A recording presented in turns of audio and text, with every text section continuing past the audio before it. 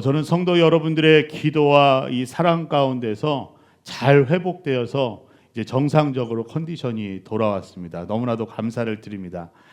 저는 지난 주일날 이렇게 배탈이 나서 너무 고생을 하고 나서 화요일쯤부터 지나면서 조금 이제 정상적으로 회복이 되었습니다.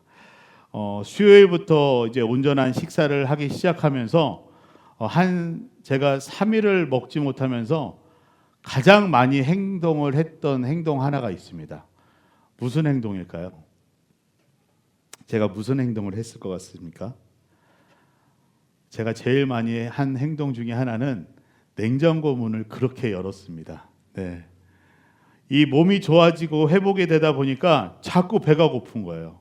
그래서 냉장고 문을 열면 음식이 많이 있는데도 감히 먹을 수가 없었습니다. 또 배탈이 날까 봐.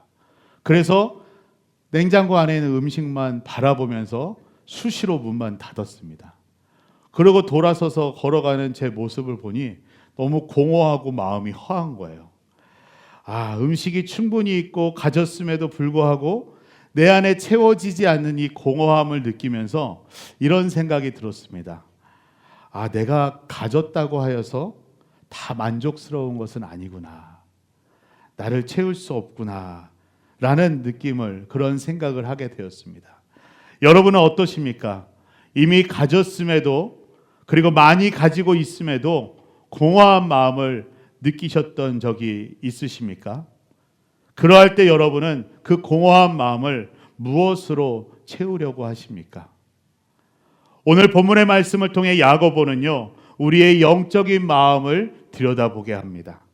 우리의 영적인 마음이 무엇으로 채워져 있는가?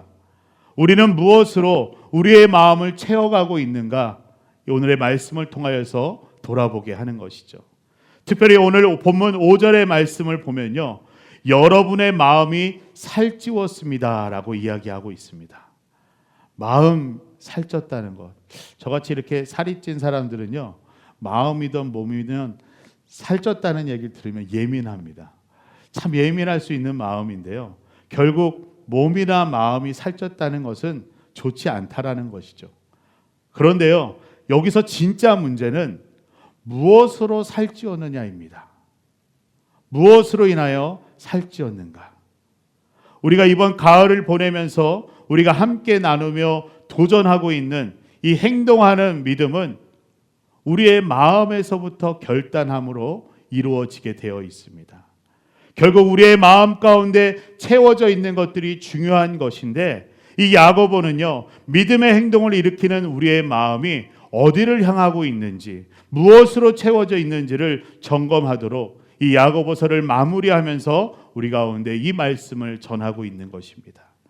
그러면서 오늘 본문은요, 부자들을 향한 강력한 경고의 말씀으로 시작을 하고 있습니다. 오늘 본문에서 이 부자는요, 단순히 돈을 많은 사람들을 이야기하는 것이 아니라 하나님보다 물질을 더 사랑하는 사람들을 비유하여서 표현한 말씀입니다.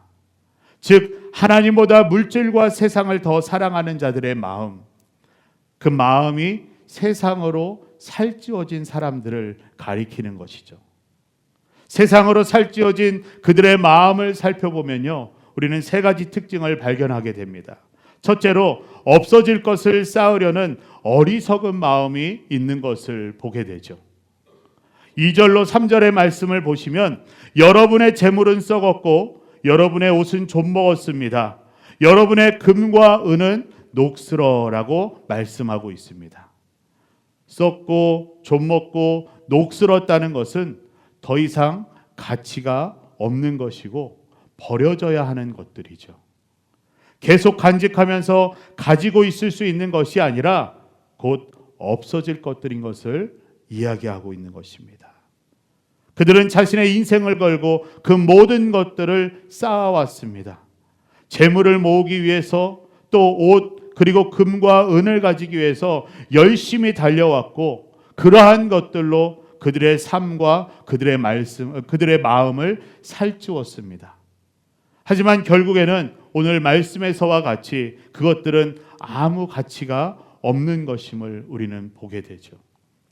그들의 마음을 살찌우게 했던 것들이 썩고 좀먹고 녹슬었다면 그것으로 살찌워진 그 마음도 결국 썩고 좀먹고 녹슬게 된다는 것입니다.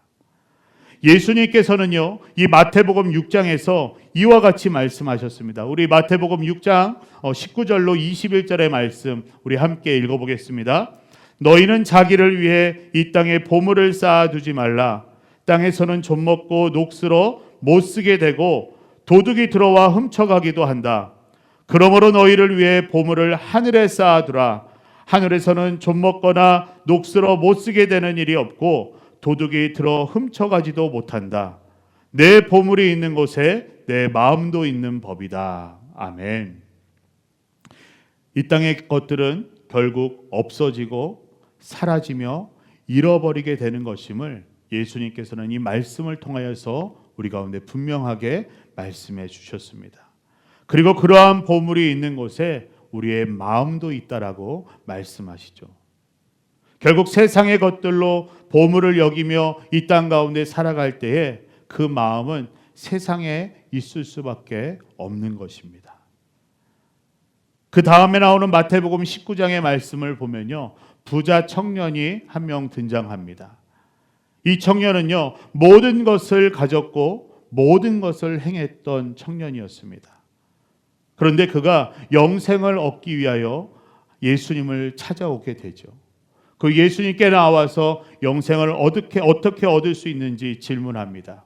그러자 그 질문 가운데 예수님께서는 너가 영생을 얻기 위한다면 내 소유를 다 팔아서 가난한 자들에게 나누어 주고 돌아와서 나를 쫓으라라고 말씀하시죠. 그러자 이 청년이 말씀에 보면요, 재물이 너무 많음으로 근심하여 예수를 떠나갔다라고 말씀하고 있습니다. 오늘 말씀에 적용하여서요, 이 예수님의 말씀을 다시 한번 바라보면 지금까지 세상의 것들로 살찌웠던 내 마음을 다 벗어버리고 이제는 나로 그 마음을 채우라는 말씀인데, 결국 그 청년은요, 이 세상의 것, 없어질 것을 포기하지 못한 채 예수님을 떠나갔던 것입니다. 사랑하는 성도 여러분, 우리들의 마음은 어떠한가요? 지금까지 돈과 재산, 명예, 성취감, 이렇게 없어질 것들로 나의 마음을 살찌우고 있었던 것은 아닌가요? 이제는 없어질 것들로 우리의 마음을 살찌우기보다는 내가 가진 것을 나누고 베푸는 사랑과 실천으로 우리의 마음을 살찌울 수 있어야 할 것입니다. 계속해서 세상으로 살찌워진 그들의 마음을 살펴보면요, 두 번째로 그들 가운데는 불의한 마음이 있었던 것을 보게 됩니다. 4절 말씀인데요, 우리 함께 읽겠습니다. 보십시오. 여러분이 밭을 가는 일꾼들에게 지불하지 않은 품삯이 소리 지르며 추수하는 사람들의 울부짖는 소리가 만군의 주의 귀에 들렸습니다. 아멘.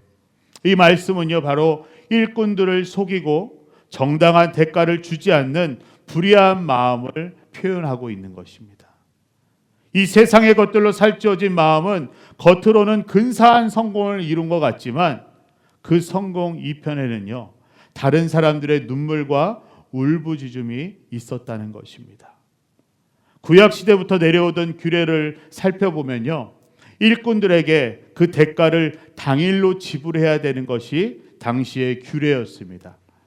그러나 지켜지지 않았던 것이죠. 신명기 24장 14절로 15절 말씀 보면 이와 같은 하나님의 말씀이 기록되어져 있는 것을 보게 됩니다. 우리 함께 읽겠습니다.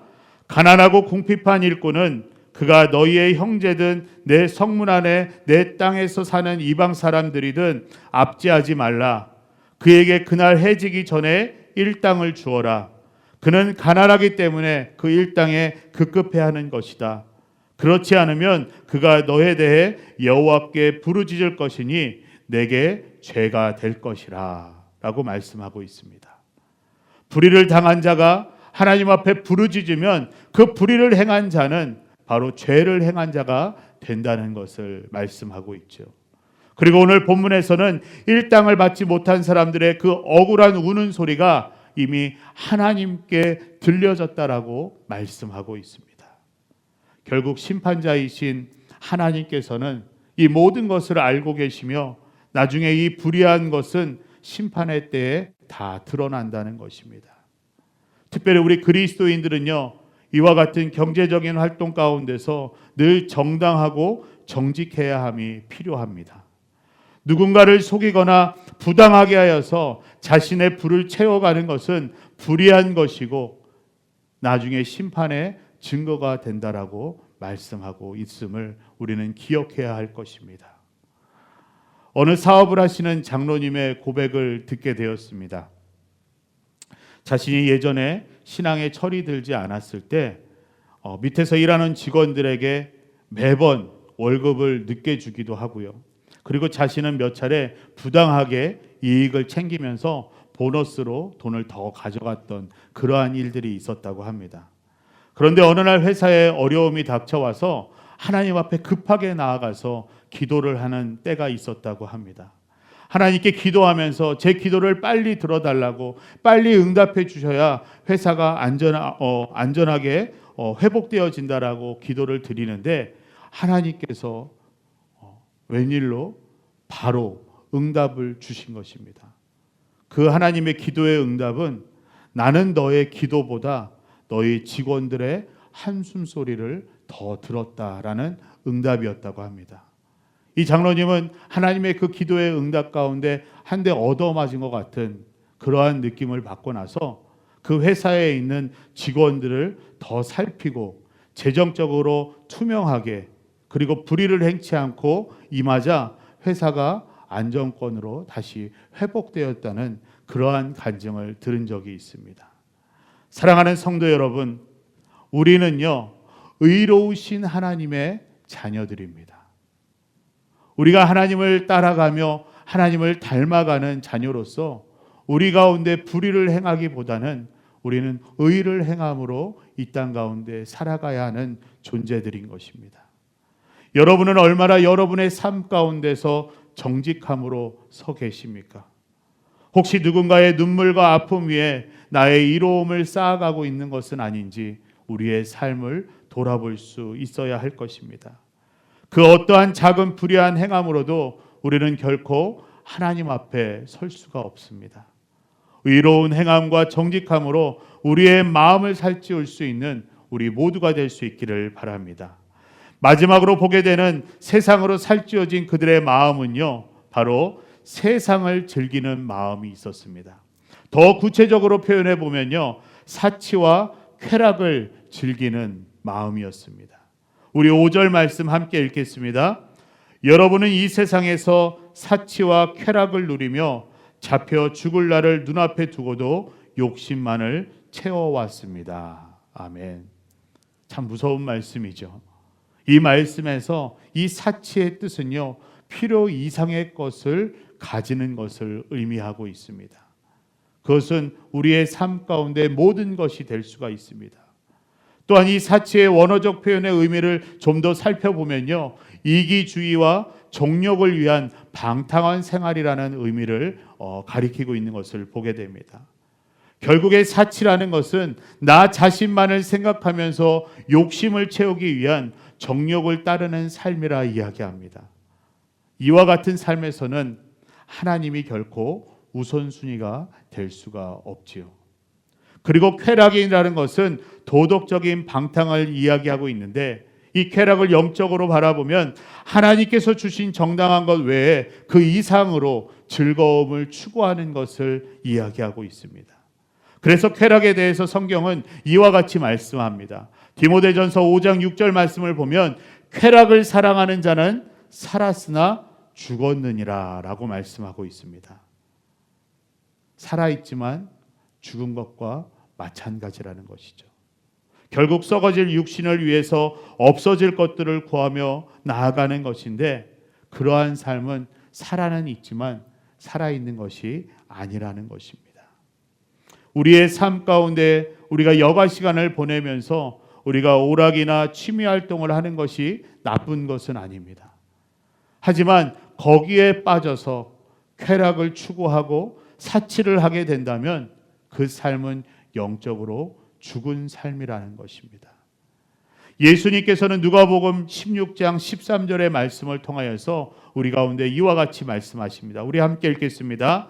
한 종이 두 주인을 섬기지 못한다.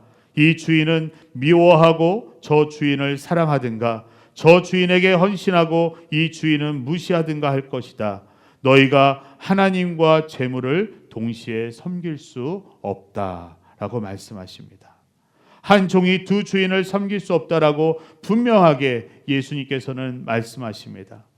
세상의 쾌락이나 사치를 추구하면서 하나님을 섬길 수 없다는 것이죠. 사랑하는 성도 여러분, 여러분은 무엇으로 여러분의 삶 가운데에 기쁨을 찾으며 즐거움을 누리고 계십니까? 그것이 무엇이든 하나님보다 앞서지 않고 하나님보다 우선순위가 되지 않기를 바랍니다. 사치와 쾌락으로 우리의 마음을 살찌울 것이 아니라 주어진 것에 만족해함과 영적인 기쁨으로 우리의 마음을 살찔 수 있는 우리 모두가 될 수 있기를 바랍니다. 오늘 말씀은요, 우리에게 무엇으로 마음을 살찌우고 있습니까? 라고 질문합니다. 없어질 것들, 불의한 것들, 사치와 쾌락, 이 세상의 것들로 우리의 마음을 채운다면 그 마음은요, 썩고 젖먹고 녹슬게 될 것입니다. 없어질 것을 쌓으면서 살아가는 인생은 결국 허무함으로 끝나지만 우리가 영원한 것을 바라보며 하늘의 것으로 영원하신 하나님의 말씀과 사랑으로 채워지는 그 마음과 그 인생은 영원한 생명으로 풍성하게 되어질 것입니다. 오늘 야고보의 경고는 부자들을 향한 경고가 아니라 바로 우리들의 마음과 내면을 향한 경고임을 기억하시기 바랍니다. 우리의 신앙생활 속에서 하나님보다 물질을 더 의지하며 나아갈 때, 하나님보다 세상의 기준으로 우리가 성공을 바라보며 나아갈 때, 그때 우리는 세상의 것들로 우리의 마음을 살찌우게 되는 것입니다. 예수의 길을 따라가는 사랑하는 성도 여러분, 이제 세상의 것들로 우리의 마음을 살찌울 것이 아니라 하늘의 것으로 의와 사랑과 나눔으로 우리의 마음을 살찌워서 영원한 생명과 축복을 누리며 나아갈 수 있는 우리 모두가 될 수 있기를 간절히 소망합니다.